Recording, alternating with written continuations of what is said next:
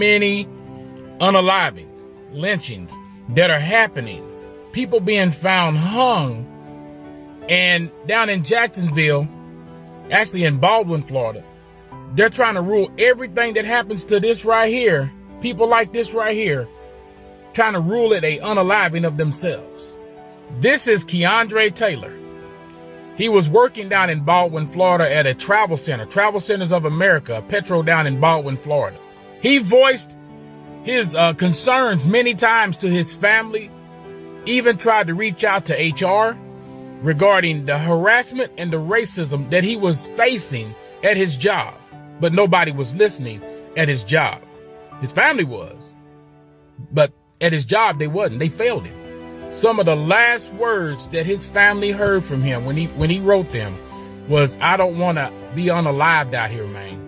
And less than 48 hours before his unaliving, Keandre expressed his fear of dying at the hands of racist staff and co-workers. September the 30th this year, Keandre was hung. He was hung. And at the time of his unaliving, his emergency contact was not notified. His family was not notified.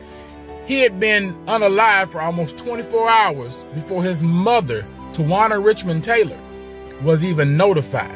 And there are many inconsistencies and untruths that clearly shows that this was not done to himself. Somebody did it to him, or somebody's. It was extra people. This was done to him. He didn't do it to himself. He had bruises. He had knots on his head.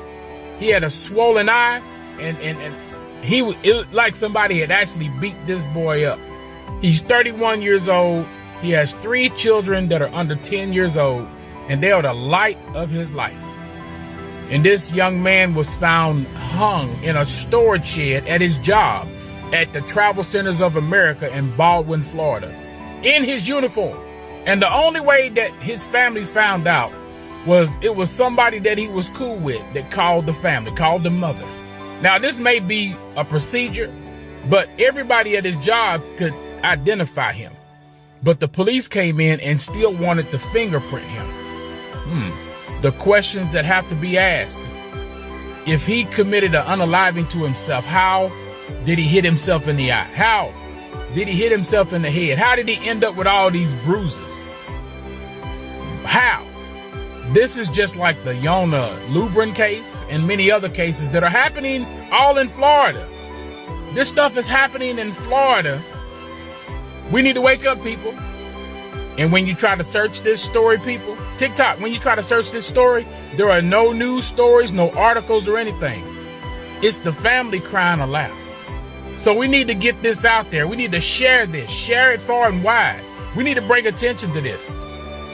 Justice for Keandre Taylor.